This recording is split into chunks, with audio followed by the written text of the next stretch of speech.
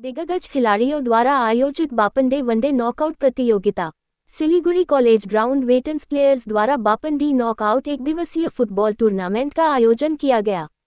इस वर्ष प्रतियोगिता 7वें वर्ष में प्रवेश कर गई।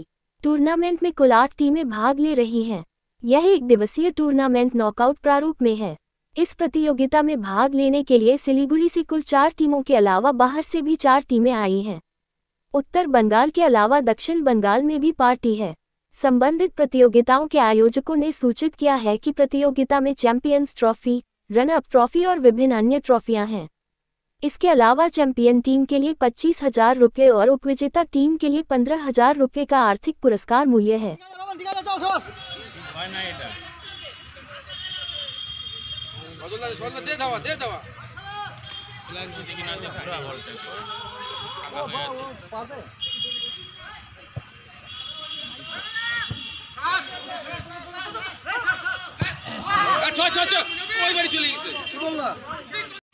আচ্ছা, এই যে টুর্নামেন্ট এটা কি একদিনের?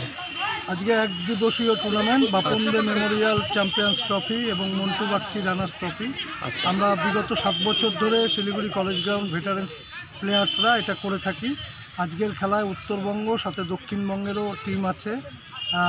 জয়গা, দার্জিলিং ভেটারেন্স, তারপরে আপনার ডুয়ার্স রাইনো এবং দুর্গাপুর, এছাড়া শিলিগুড়ির 4টে টিমের মধ্যে খেলা হচ্ছে। টোটাল কতগুলো দল অংশগ্রহণ করছে? টোটাল 8টা টিম অংশগ্রহণ করছে। আমাদের এখানে আমাদের চ্যাম্পিয়ন ট্রফি, রানার্স ট্রফি এবং 3rd পজিশন সব প্রাইজই আছে।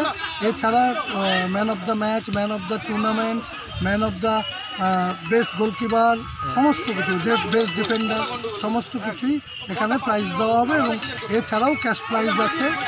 চ্যাম্পিয়ন 25,000 আর রানার্স 15,000।